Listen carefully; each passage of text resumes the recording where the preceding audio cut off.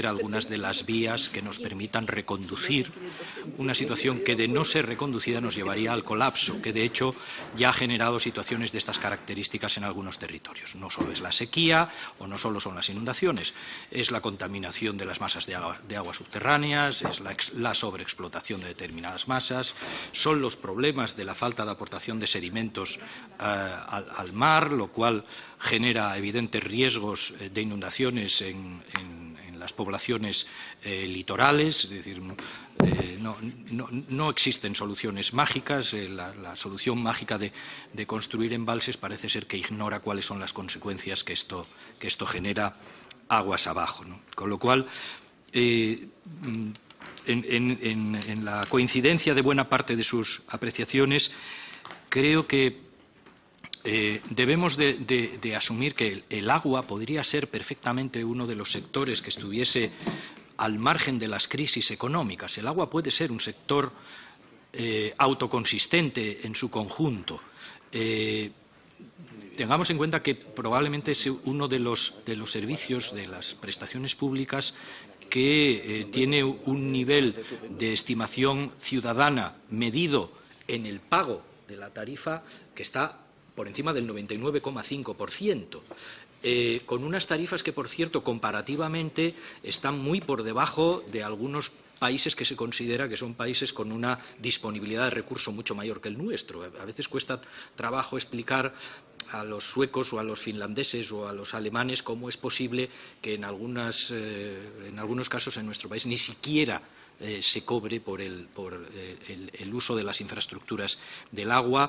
No entienden por qué no se aplica la recuperación de costes que aparece recogida en la Directiva Marco del Agua. Con una gestión racional del ciclo del agua, con independencia de lo que pueda suceder en determinados periodos económicos, el agua puede mantener perfectamente, el sector del agua puede mantener perfectamente sus compromisos de inversión a lo largo del tiempo. Y eso nos evitaría encontrarnos en situaciones en las cuales, durante determinados periodos de tiempo, acaba siendo uno de los sectores que más sufren los recortes cuando se llevan a cabo limitaciones en la disponibilidad de presupuestos públicos, de financiación pública. Se dijo que tras la crisis del 2008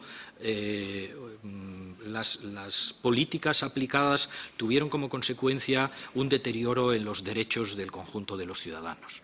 Y se habló de la sanidad y se habló de la educación. Bien, creo que hoy estamos en condiciones de afirmar que el derecho humano más afectado como consecuencia de la crisis del 2008 son los derechos ambientales.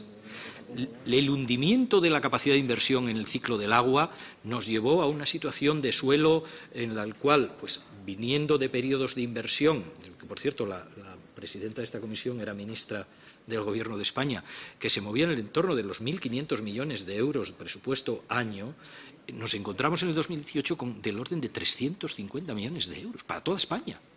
Para toda España. Recuperar el ciclo de inversión que requiere este país para poder sostener unas políticas del agua medianamente razonables va a requerir un tiempo de incorporación, que no solo son recursos presupuestarios, sino recursos humanos. Las confederaciones hidrográficas vieron reducida su disponibilidad de recursos humanos hasta en un 40%. Para prestar los mismos servicios, un 40% menos de recursos humanos. El agua es finita.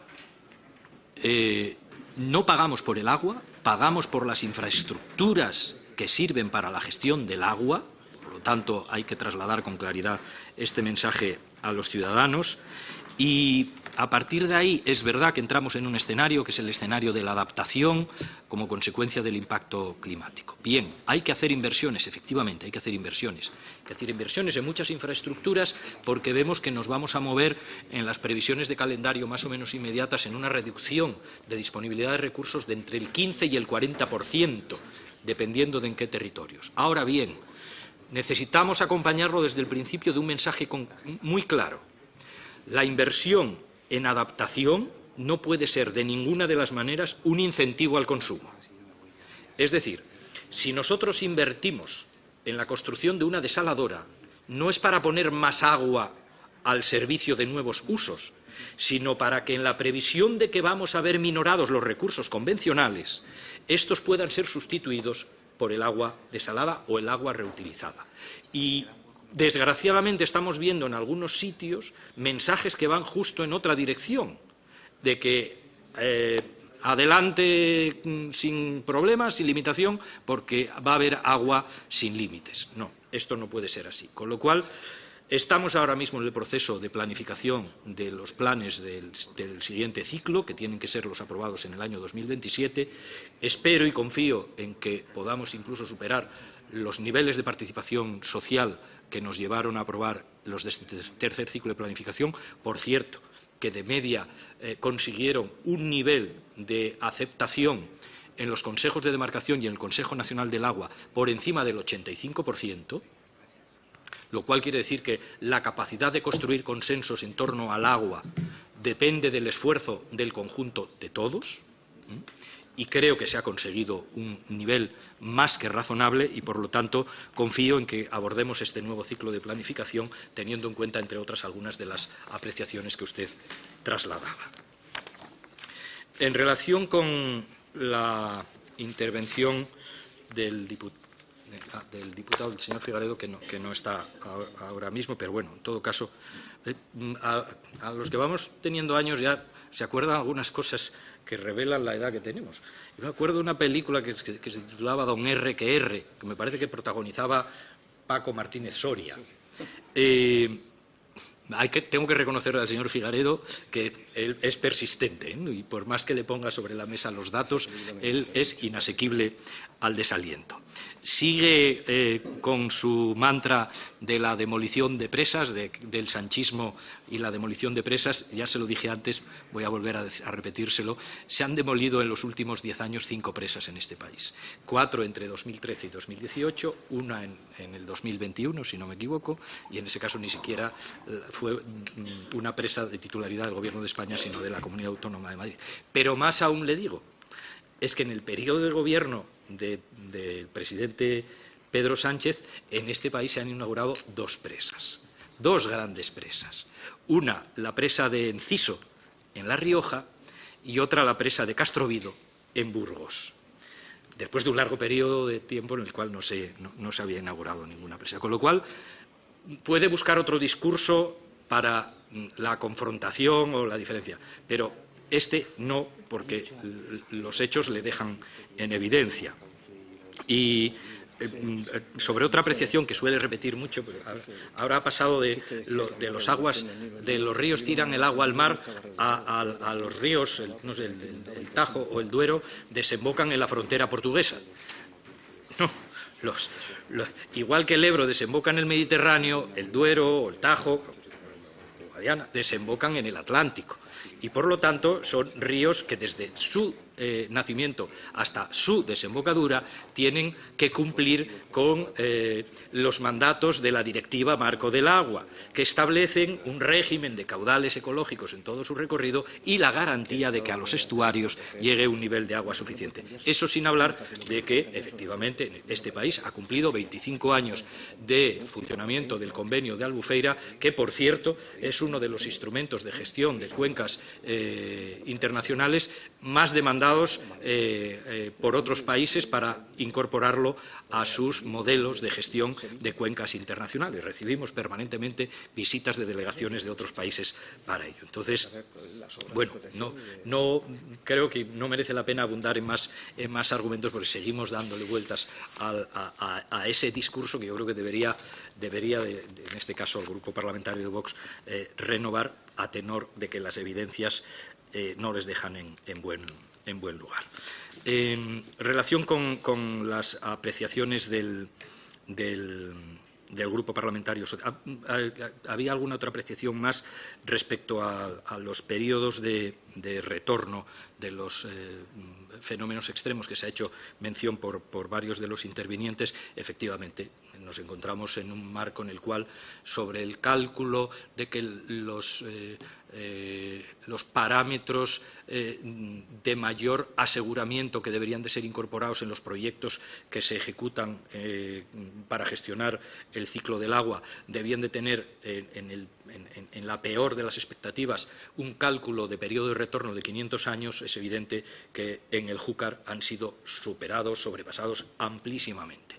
Entre 2.000 y 5.000 años de retorno, dependiendo de dónde se hagan los cálculos, de dónde haya sido el mayor volumen de aportación que la Dana generó. Esto, evidentemente, nos obliga a tenerlo en cuenta de cara a siguientes ciclos de planificación, pero nos obliga también a revisar los proyectos que estaban en estos momentos en marcha. Es decir, no sería razonable que proyectos que, aunque en estos momentos ya estuviesen redactados, que lo están en base a esos datos de la literatura ingenieril, no tengan en cuenta algunas de las novedades que esta tragedia nos incorpora, ¿no? Con lo cual, creo que es razonable pensar en que tenemos que hacer una reflexión tanto de planificación como de ejecución. En este caso, el portavoz del Grupo Parlamentario Socialista ha venido a hacer un repaso más o menos de lo que supone en estos momentos el compromiso de intervención del Gobierno vinculado al ciclo de planificación a 2027, con esos casi 23.000 millones de euros, y que vienen distribuidos en un conjunto de inversiones. Por cierto, decía el señor Figaredo que como sale y entra, pues probablemente se pierda una parte de las intervenciones, que no había escuchado que hubiese hecho referencia en ningún caso a las inversiones en empresas. No lo voy a repetir, pero bueno, si tiene la paciencia de escuchar la intervención grabada, verá que sí aparece y concretamente las cifras de inversión previstas. Y en el caso de la intervención del portavoz del Grupo Popular, intentando ser ecuánime en mis apreciaciones. ¿Por qué están como están las obras en el Júcar en estos momentos? Si nos hubiésemos encontrado los proyectos culminados con sus evaluaciones ambientales cerradas en el 2018, probablemente los proyectos estarían ya ejecutados o en ejecución. El problema es que no lo estaban. Y tenemos que tener en cuenta que en algunos casos se trata de proyectos que traen causa nos retrotraen, si mal no recuerdo, al año 1990, en periodos de planificación. No ha ocurrido nada ahora distinto de lo que ha ocurrido durante los anteriores gobiernos del Partido Popular.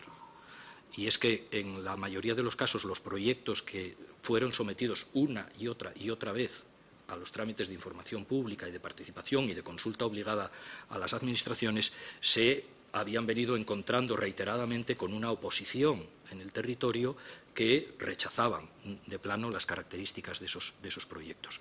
No le ha sucedido solo a este Gobierno. Es decir, yo no estoy en este caso decir, oiga, pues mire, ¿por qué no las ejecutó el Gobierno del Partido Popular entre el 2011 y el 2018, cuando eran proyectos que venían ya de atrás? No, pues no las pudo ejecutar sencillamente porque en el procedimiento de evaluación ambiental y en las informaciones públicas correspondientes se encontró con situaciones de estas características. Que en estos momentos probablemente algunas ya están en su recta final y confiamos en poder iniciar sus procedimientos de licitación en el plazo de tiempo más corto posible. Eran dos preguntas concretas. La siguiente. ¿Va a cesar el secretario de Estado al presidente de la demarcación del Júcar? No. ¿Va a exigir el Partido Popular la dimisión del presidente de la Generalitat Valenciana? Mire, entiendo que en todo este proceso, cuando concluya, que va a ser un proceso largo, cada quien tendrá que dar cuenta de hasta dónde alcanzaron sus responsabilidades y en qué términos ejerció sus competencias. En la parte que toca al Ministerio para la Transición Ecológica, en dos de las herramientas que sirven para gestionar fenómenos extremos, uno es la Agencia Estatal de Meteorología, respecto a la cual, por cierto, fue la primera a la que se le intentó endosar la responsabilidad de no haber actuado diligentemente. Parece que eso ya ha quedado definitivamente despejado y ya está claro que la Agencia Estatal de Meteorología cumplió estrictamente con sus competencias y facilitó la información en tiempo y forma. Entre otras cosas, así lo ha acreditado la Agencia Europea de Meteorología y no hay mucho más que discutir, pero probablemente habrá foros en los cuales esto volverá a tener que debatirse. Y en el caso de la Confederación Hidrográfica del Júcar, exactamente igual. Los avisos llegaron en tiempo y forma. Conoce usted perfectamente cómo funciona el sistema automático de información hidrológica. El presidente de la Confederación Hidrográfica del Júcar acudió a la convocatoria del CECOPI a la hora en la que había sido convocado, a las 5 de la tarde. Trasladó desde el minuto 1 esa información. Por las razones que sea, esa información no sirvió para que alguien tomara las decisiones que debería de haber adoptado. Ignoramos por qué se suspendió y estuvo en negro durante aproximadamente una hora la convocatoria del CECOPI, cuando esos informes estaban todos sobre la mesa. Y en ese sentido, yo, por lo menos del conocimiento que tengo, y casi me atrevería a decirles que tengo más conocimiento de causa que cualquiera de los que se sientan en esta sala, porque he estado desde el minuto 1 siguiendo el proceso, no hay razón ninguna para cesar al presidente de la Confederación Hidrográfica del Júcar. Y sobre la última andanada que parece que se ha puesto en marcha, que es la de preguntarle al presidente de la Confederación Hidrográfica del Júcar dónde ha estado los últimos 45 días. Hombre, ya sabemos dónde estuvo durante las primeras horas, aquellas horas fatídicas entre las 4 de la tarde y las 7 de la tarde. No sabemos dónde estuvo alguna otra persona. El presidente de la Confederación del Júcar sí. Y sé dónde ha estado desde entonces hasta ahora. Hemos estado en la Confederación Hidrográfica del Júcar, reunidos con los operadores de agua, con la Diputación de Valencia, con las distintas consejerías de la Comunidad Valenciana.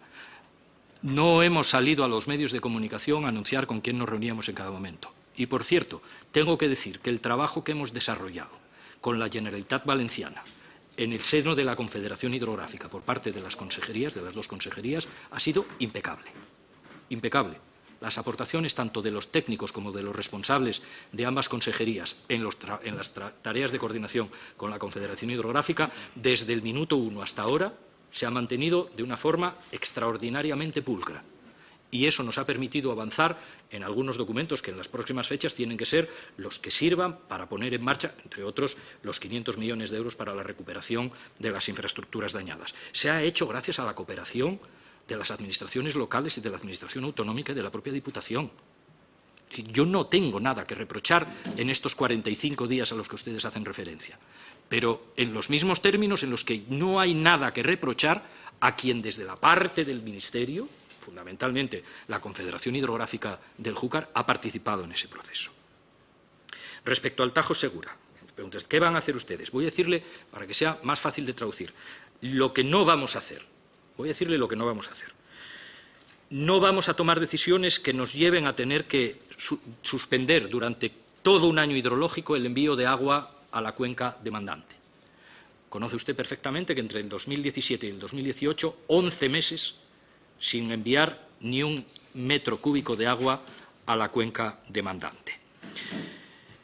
No vamos a hacer lo que en su momento se hizo, que es reclamar a la Administración o al Gobierno de España por qué se toman determinadas decisiones de limitación de trasvases en nivel 3 cuando durante los años de gobierno del Partido Popular se efectuaron exactamente los mismos recortes en trasvases en nivel 3. Es decir, la regla que se aprueba en el año 2013, que sigue vigente hoy, por cierto, el memorándum, es la que habilitó en su momento a los ministerios, no digo ya del señor Cañete porque se aprobó el memorándum justo al final de su periodo legislativo, pero sí durante el periodo de la ministra Tejerina se activaron minoraciones de envíos en nivel 3 desde la cuenca cedente a la cuenca demandante con absoluta normalidad. Y nadie pidió la dimisión de nadie.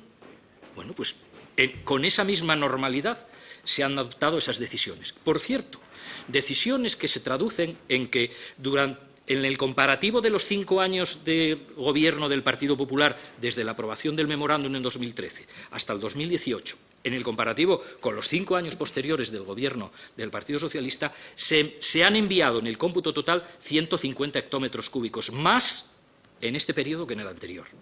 Con lo cual, no entiendo a qué viene ese tipo de apreciaciones. Segundo, lo que tampoco vamos a hacer, no vamos a llevar a cabo la aprobación de una planificación hidrológica que eluda el cumplimiento de la Directiva Marco del Agua. Sabe usted perfectamente que la planificación del Tajo fue anulada parcialmente por 5 sentencias del Tribunal Supremo que aceptaron los recursos presentados en contra de esa planificación. Lo que hemos hecho precisamente en esta planificación es atender a las sentencias del Tribunal Supremo y dar al Tajo lo que ya tenían otras cuencas, que son sus caudales ecológicos. Y en relación con lo de Torrevieja, lo que tampoco vamos a hacer es paralizar la puesta en funcionamiento de infraestructuras que son imprescindibles para el desarrollo de un territorio.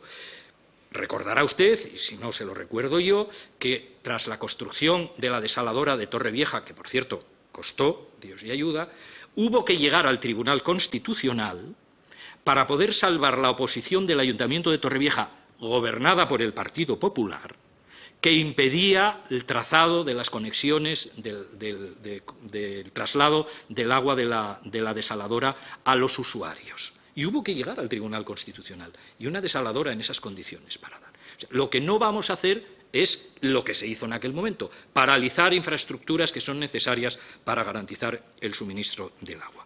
Y en relación con Portmán. Únicamente decirle una cosa. Yo ya lo comenté con anterioridad. El proyecto no se paraliza caprichosamente por el Gobierno. Parece que es el mensaje que se pretende trasladar. El proyecto se paraliza como consecuencia de una sentencia firme que anula la adjudicación de esta obra del año 2016. Y lo que estamos haciendo ahora mismo es intentar no volver a caer en el mismo error que llevó a la suspensión, a la sentencia que generó la suspensión de aquel contrato. Y por mi parte, nada más. Muchas gracias. Muchas gracias, secretario de Estado. Quedan 2 intervenciones de 3 minutos, una para el señor Figueredo, no la va a hacer, pues 3 minutos para el señor